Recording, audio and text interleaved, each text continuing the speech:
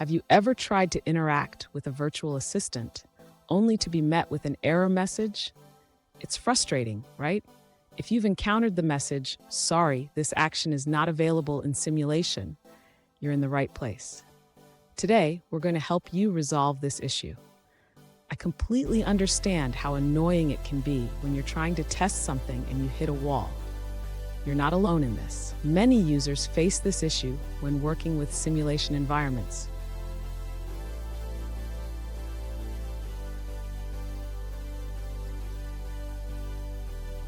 Let's dive into the specific situation at hand. One user recently asked, "Why does my invocation name return an error in simulation?" They mentioned that when they input "Talk to Mrs. Tang," they received the error message. Sound familiar? Let's work through this together. So, what could be causing this error? This message typically appears when the action you're trying to invoke isn't set up correctly in the simulation environment. We'll break it down step by step to help you identify the issue. And stick around. I have a valuable tip at the end that will help you avoid this issue in the future. To resolve the error message, the user should first check the invocation name in the Alexa Developer Console. It's important to ensure that the invocation name matches exactly what the user is saying. Next, the user should confirm that the skill is enabled for testing. This can be done by checking the skill's status in the console and ensuring it is set to development. The user should also verify that the skill's endpoint is correctly configured. This means checking that the endpoint URL is valid and that the skill is properly connected to the backend service.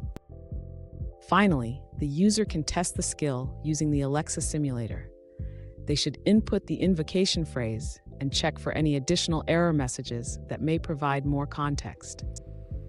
Fun fact, did you know that virtual assistants have come a long way since their inception?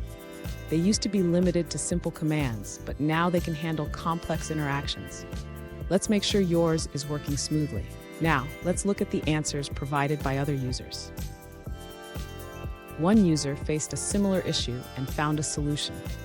They realized they were signed into 2 accounts while using the simulator. To resolve the error, they added their test account as a Conversation API viewer in the Google Cloud Platform IM console. Next, they opened the Create link in an incognito window and signed in with their test account only. This allowed the invocations to connect successfully to the app. Now, let's shift our focus to a different response. One user suggests checking your account login. Ensure you're logged into the same account used for deploying the test action.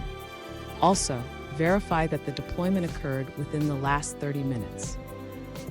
Additionally, if you haven't filled out all the necessary information in the Actions on Google Console, try using the invocation phrase, "Talk to my test app" instead. Now, let's see a response from a different user. One user suggests a simple fix for the error. They recommend toggling the active switch off and then back on to resolve the issue. Let's take a look at an answer from another user. One user faced the same issue and found a solution.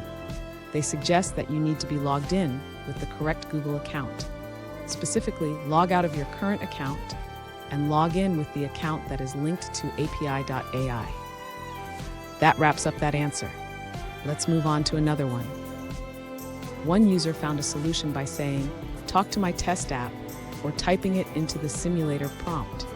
This successfully triggered their app to start in the simulator. Here's the tip I promised. Always double-check your skill settings before testing in simulation. This simple habit can save you a lot of time and frustration. And there you have it.